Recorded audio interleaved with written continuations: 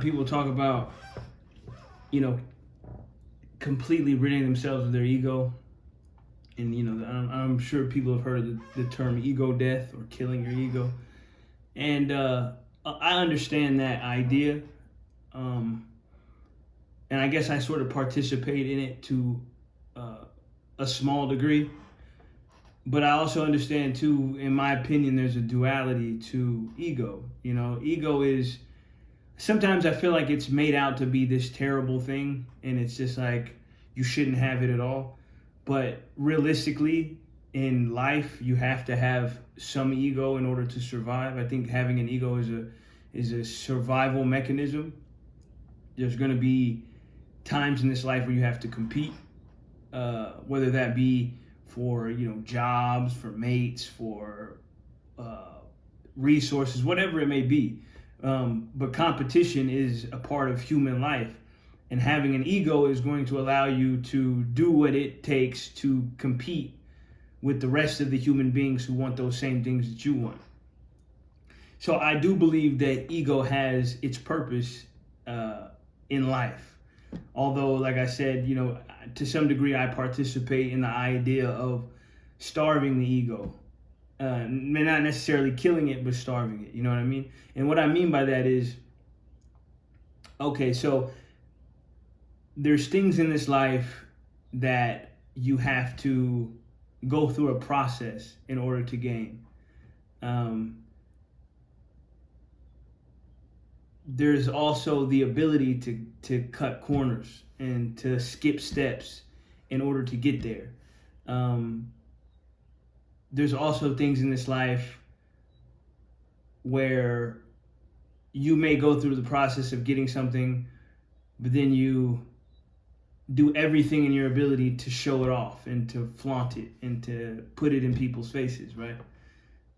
Just for the ability to satiate your own ego. I'm not necessarily saying these are bad things, but they contribute to overindulging in egotistical behavior and thought processes, and I don't necessarily believe that is usually, in all cases, a good thing.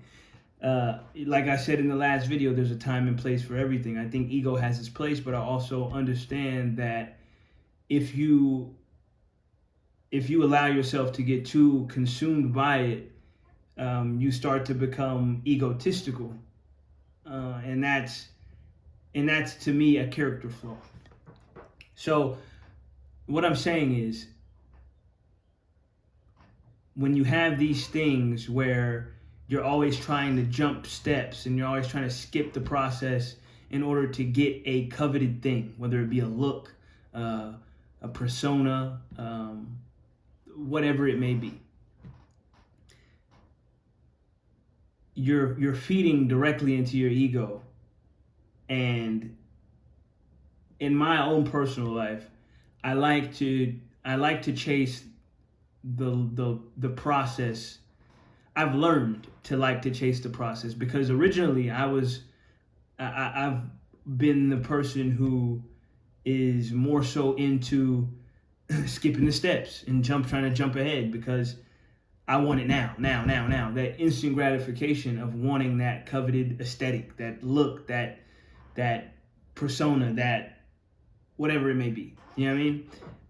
But I now understand the value, just through maturity and growth and experience. I understand the value in chasing the long process and the reward that comes with chasing the process of things, and not always having to get that instant gratification that's satisfying my ego.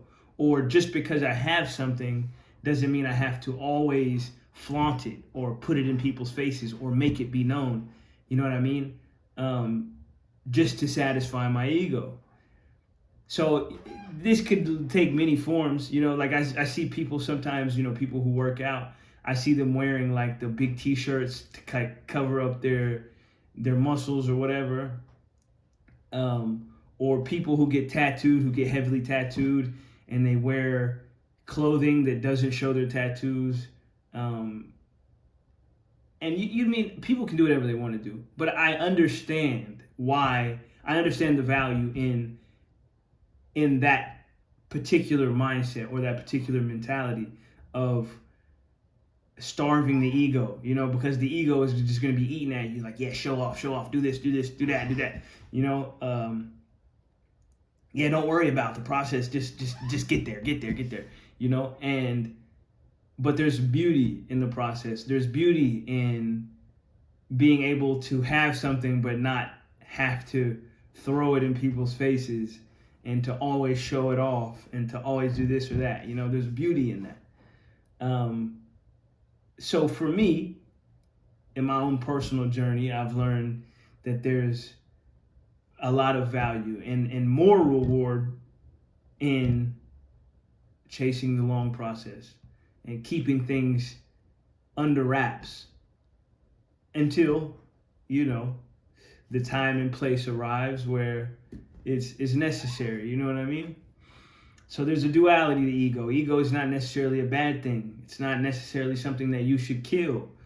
But I think that every now and again, just like you would fast your body for whatever particular purposes you would do it for, whether it be spiritual or religious purposes, people fast to get closer to God. I think the ego should be starved as well in a similar way, where you purposely do things to starve your ego, to keep yourself from getting that instant gratification all the time and always wanting to just be in the center of attention and always having the light shine on you. It's good. Sometimes it's good to be in the shadows, just for a little bit. It makes it all the more valuable and all the more, rewarding and valuable. The more you can keep it away and then bring it to light when it's necessary. So yeah, I'm curious what you guys think about this. I think this is something that I've thought about a lot before. I'm just the kind of person who I like to really think about things, and I catch myself doing certain things, or I catch myself in particular situations, and I like to kind of separate myself from the situation, or at least try to a lot of times, and observe it from sort of an outside looking in standpoint. And that's what gives me particular revelations or epiphanies in my own mind. It makes me think about these things like the ego, for example, and how it can serve and also hurt me. So yeah, like I said, I'd love to hear what you guys think about it. I'm sure this is something that someone somewhere has thought about as well. So yeah, leave your comments. We can discuss it and we can see we can come to some common ground on it. But anyway, I appreciate y'all watching once again. Peace.